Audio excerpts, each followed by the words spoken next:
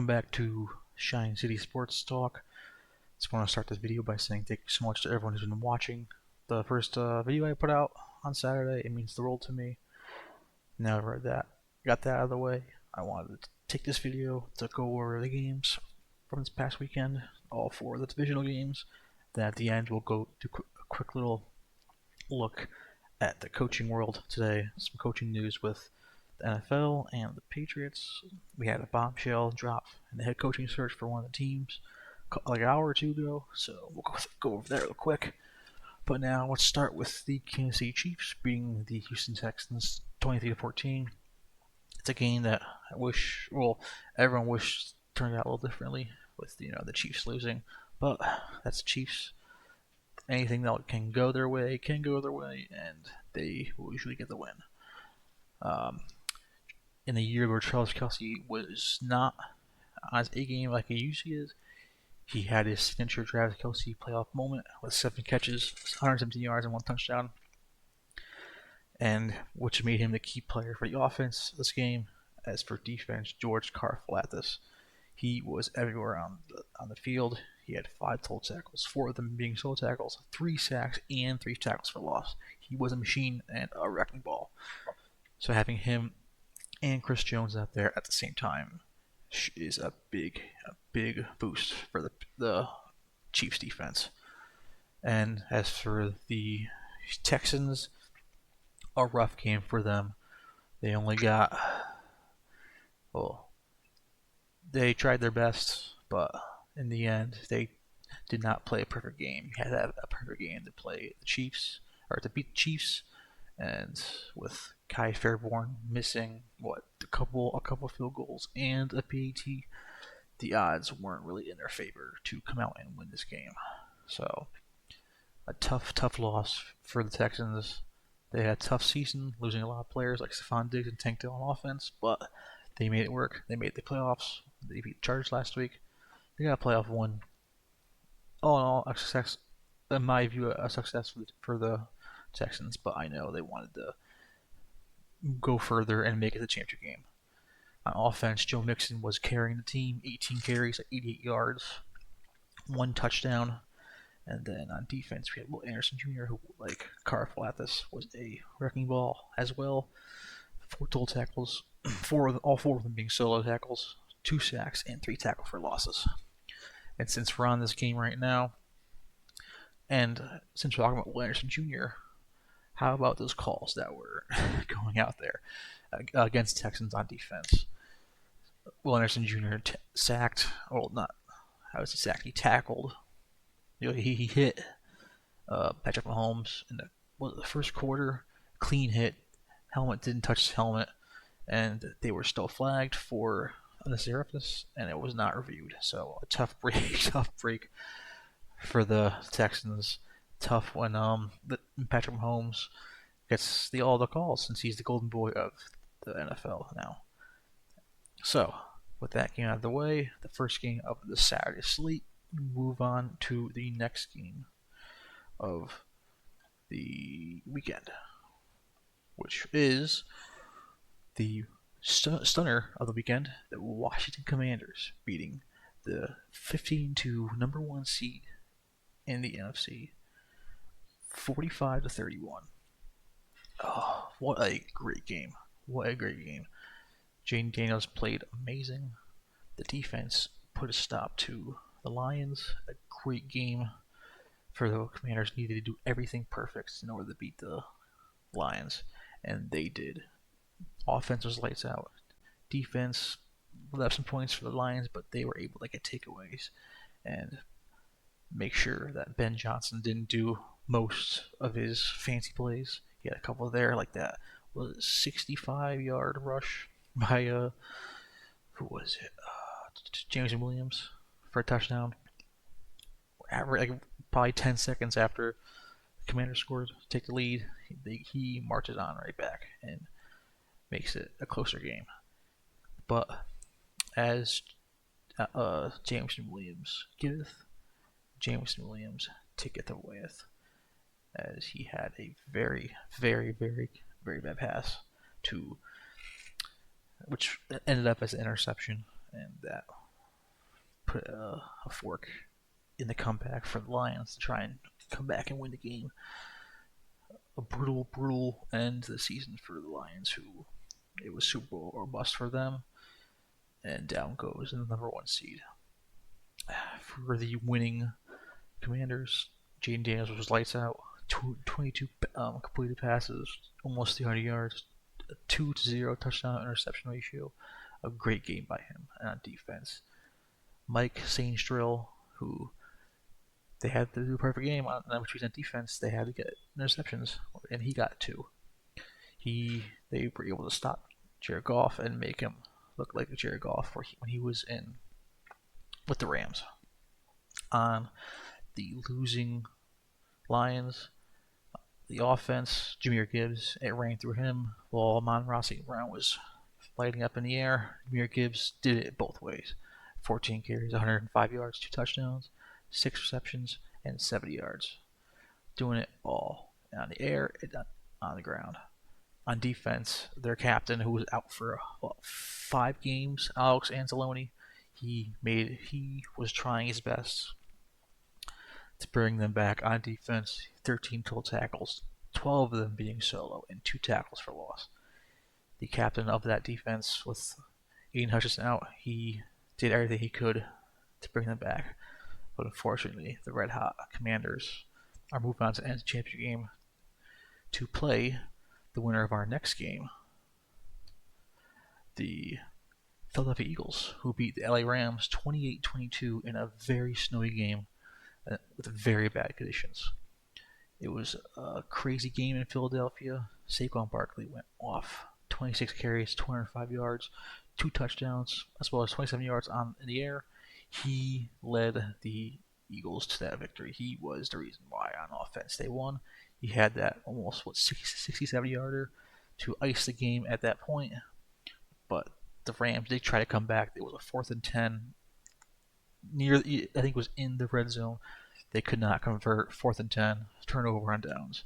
Eagles win and sneak by with a win. And the reason why, Jalen Carter on defense, he was a machine. A game wrecker. 5 total tackles, 3 solo tackles, 2 sacks, and 2 tackles for loss. He was lights out. He made the Rams' offensive line pay. And he was a bully. He just bullied them out there.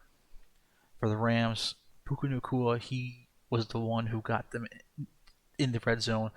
And that last drive, he had an amazing catch to almost get them to win. But that Philly defense is reckless, and Matthew Stafford could not get it done in the end. On defense, Jared Verse, the rookie out of Florida State, he talked a lot of smack to the Eagles fans, saying he hated them. His blood boiled whenever he saw them. And the Eagles fans saw what kind of guy that is. He had 4 total tackles, all 4 of them being solo tackles, 2 sacks, and 3 tackles for loss. Like Jalen Carter, he was the guy on defense. He made Philly pay on defense, that's for sure. A brutal end for the LA Rams. They were having a crazy season as of late. They started off bad with all the injuries they had, with Cooper Kupp and Puka being out, their O-line being injured, and their defense taking major hits. But in the end, they were able to bring it all in for a divisional round loss. They wish they could have gone farther, but Philly, with Saquon Barkley and their O-line, is unstoppable. Jordan Mailata, Lane Johnson, they are really good. They are cruising. We'll see how they can fare against Washington, who beat them recently with that crazy game to win in overtime against Philly. It's Washington and Philly in the championship game. We'll see who can bring it home and make it Super Bowl. And on to our last game of Sunday night. A very crazy one. A very, very crazy one indeed. We have the Buffalo Bills beating the Baltimore Ravens 27-25 in a game where it looked like the Ravens were going to run and pass all over the Bills at the beginning. Oh boy, Josh Allen, he made things happen. The defense for Buffalo saved them. It's up Damar Hamlin, as you can see, he was the one who forced a fumble on Lamar Jackson, and then Mark Andrews, who had a really, really bad game, one that he wishes he could forget. He fumbled the ball going towards the end of the game to try and make it a like what was it, 1 point game, or I think to take the lead. They were marching on the field, and then that 2 point conversion to tie the game sent to overtime. He could not hold on to the ball. He was basically past the end zone. He was in the end zone. Could have scored it for them and tied the game, but he had it in his hands, but just dropped it. A tough, tough game for him. A tough game for Baltimore, who, if they didn't have as many turnovers as they did, they probably would have had the win, and they probably would be going on the AFC Championship game. But that's for the Bills. They won. They will be going to the championship game. Josh Allen carried them on offense. Not a good game on in the air. 16, 22, 127 yards. Efficient, but just wasn't lighting it up. But on offense, in the running game, he was the reason why they were able to win. 10 carries, 20 yards, nothing too crazy, but 2 touchdowns. He made sure that the Bills were going to have a rematch with Patrick Mahomes and the Kansas City Chiefs. Damar Hamlin on defense, 8 total tackles, 5 solo, 1 sack, 2 tackles for loss, and that forced fumble. He's come a long way since last year in that shocking injury, but in the end, he was able to make an impact on this game on defense and get the Bills to win. For the Ravens, it was tough. It's tough for them with that loss. Derrick Henry, 16 carries, 84 yards, 1 touchdown. He was a wrecking ball out there. He was making plays. They had that one drive where he had 2 plays where he was just running past and just bruising up everybody. A good game for him, but not enough. Defense, it was Kyle Hamilton. He's having a really good year as of late. 9 total tackles, 6 solo. He was locking it up out there on defense, but unfortunately, Josh Allen, like Patrick Mahomes in the AFC, is inevitable. And it'll be another rematch against the Bills and the Chiefs next Sunday. Hopefully, we'll see who can beat they can beat Patrick Mahomes. Sorry, but it's gonna be a tough task. I think the Bills can pull it off. I think they can win. Now, for the end of the video, we will talk about the coaching news that's happened today. As the big one for the Chicago Bears, they get their guy. They get Ben Johnson to come to the Chicago Bears.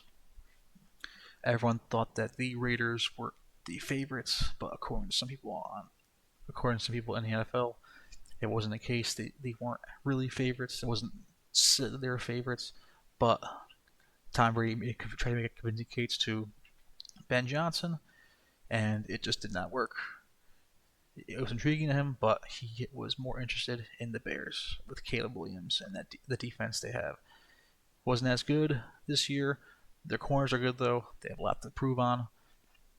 They have a lot of cap space. We'll see what they can do. We'll see what Ben Johnson can cook up for the offense and see if he can make Caleb Williams look good. He looks good this year, but not that good. We'll see if he can make him look better. For the Patriots, lots of news for them today and this past couple days. Today, the biggest one, they retained special teams coach Jerry Springer. The Patriots had the number 2 special teams unit with him as the head coach, as the special teams coach. It's good that they retained him. Now that most of the pieces are falling into place, this is a good step for them.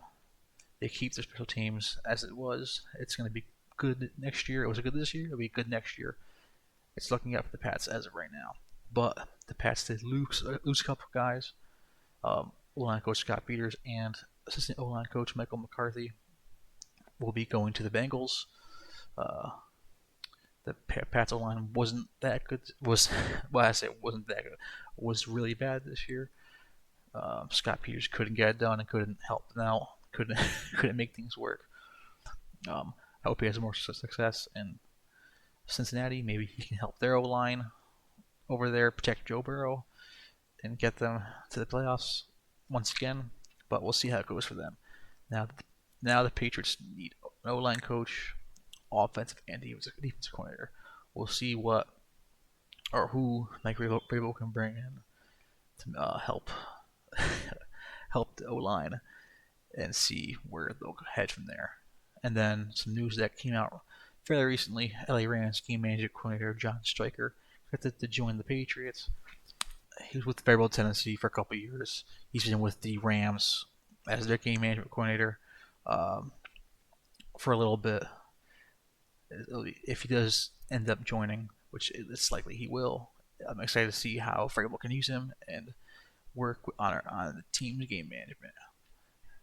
And then finally, the former Titans strength and conditioning coach or strength coach Frank Pagano expected to join the Patriots as well. That came out fairly recently. He was with Vrabel on the Titans, so I'm not surprised he's trying to bring anyone he can from Titans or anywhere else with him. The coaching staff of the Patriots is starting to take shape a little bit. Still no favorites or favorites for the offensive defensive coordinator positions. Damaris Coverton, as I believe, is on his way out, but we'll see what happens there. That is the end of the video for today. A good little view of the games this weekend. We'll see how the championship games this Sunday go, and the coaching news with Ben Johnson joining the Bears. That's the first domino to fall this coaching cycle. We'll see who the Jaguars, the Raiders, the Cowboys, and the Saints can get for as their head coach. Lots of questions to be answered, but now that Ben Johnson is head coach, we're going to see lots and lots of moves happening. And who knows, it'll be soon, but it's starting to move quicker. Thank you guys so much for watching this video and coming back to my channel. I really appreciate it. Next video I have up will probably be maybe a mock draft for the Patriots, maybe a mock draft for the whole first round NFL. I may just do a mock draft for the Patriots, show who I would want them to get, for certain scenarios and all that. And then probably later in the week, during the weekend, I will have a video up going over the games for the AFC Championship. We'll see who I think will win. We'll go over them real quick. And yeah, that's about it for that. Thank you so much for watching. Thank you so much for listening. I really appreciate it. Have a good one.